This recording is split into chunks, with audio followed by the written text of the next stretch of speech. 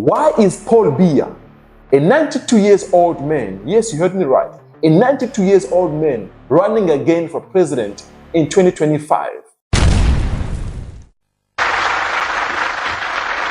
Do you solemnly swear before God and man to devote all your efforts to preserving, protecting, and defending the Constitution and the laws of the United Republic of Cameroon, to watch over the common will of the nation, and to uphold and defend the unity, integrity, and independence of the Cameroon fatherland? I do so swear. Good day, my beautiful people. I trust you are well. Welcome back to the channel. My name is Kessa, and here I talk to you about Africa. I tell you what happened, what's happening, and what might happen in the future. And I tell you the truth. I know the truth can be hurtful sometimes, but trust me, the truth is also helpful. So consider subscribing if you want to stay updated. Let's go. Let's get into it. So today, I'm asking a question that every Cameroonian is thinking, but they are afraid to say it out loud. Why is Paul Biya, a 92 years old man, yes, you heard me right, a 92 years old man running again for president in 2025? Now, is this leadership or just a pure obsession with power? And I know Cameroons deserve better. Now, let's talk about it like real people. Let's talk about what's really happening in Cameroon and why every African needs to use this as an awakening. Now, Paul Biya has been a president of Cameroon since 1982. That's over 40 years of power.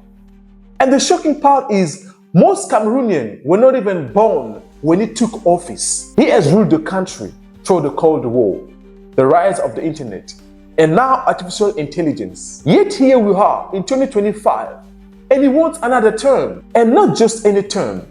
If he wins the elections, he will be in power until the age of 99 years. Now, this is no longer politics. This is now control. Listen, his announcement came without surprise.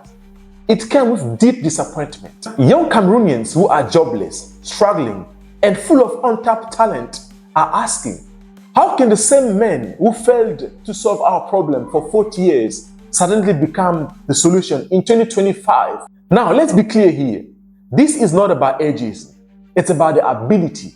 At 92, how many of us have the energy to work every day, let alone lead a complex country with crisis, inflation, corruption, and security issues? Many say he's barely seen to the public, barely speak to the press. His government is full of yes men. And instead of creating space to the new generation of leaders, he's blocking the door. Meanwhile, in Anglophone regions, crisis continues.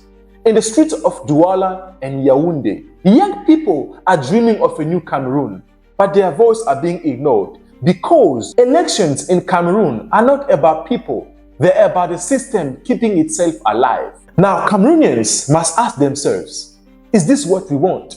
A country where leadership means clinging to the chair until death. A country where elections are formality, not a choice. Where old men decide futures they won't live to see. It's time to speak up, not with hate, but with courage. It is not disrespect to ask for a new leadership. It's called having love for your country. Therefore, I have to tell you this. You are not too young to demand change.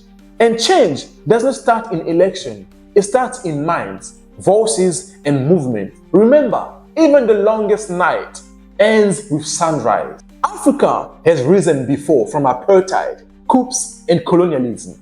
And Cameroon will rise up too. Not because power will step down easily, because people will rise up together with one voice. Now listen to me carefully. Build, organize, speak, vote if necessary, protest if possible. Dream out loud, because this land belongs to all of us, not just one man, not just one generation.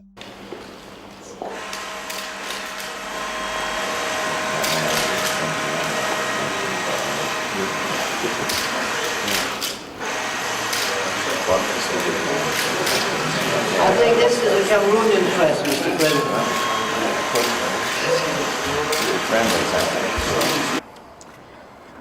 Our nation is bilingual, English and French, and is therefore fertile ground for American investors.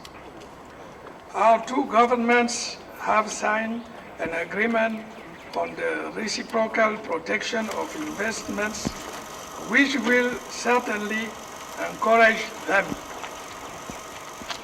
Assistance from the American government has been of great help to us, particularly in the fields of agriculture, education, and health.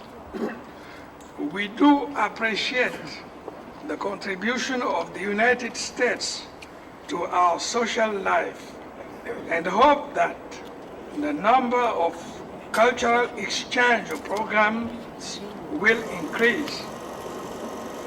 Since our foreign policy is based on international cooperation, we count very much on the United States. Our relations are characterized by mutual friendship. I hope that the United States will help defend our ideals of peace and freedom, which are often threatened in Africa. Your nation and President have our total confidence. We congratulate President Reagan on his meeting in Geneva with Mr. Gorbachev. Thank you for your attention.